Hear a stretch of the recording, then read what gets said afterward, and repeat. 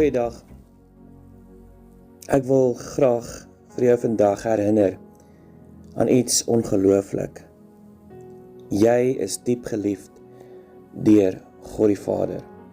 In die boek 1 Johannes 3 vers 1 lees ons die volgende.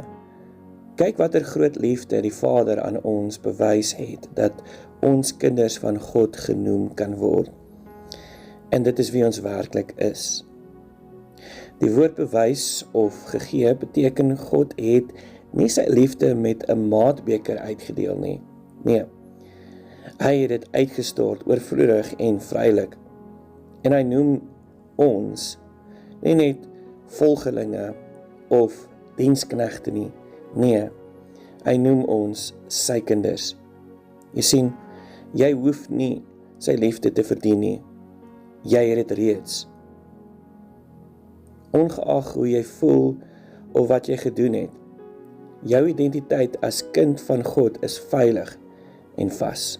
So vandag, leef asof jy geliefd is. Praat asof jy waarde het.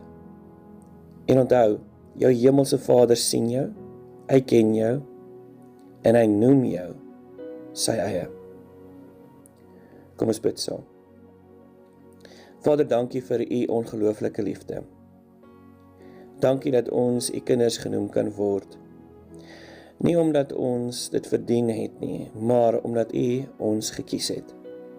Help ons om vandag uit daardie plek van liefde en sekerheid te leef. Herinner ons daaraan dat ons u kinders is en dat ons aan u behoort. Ek bid dit in Jesus naam. Amen.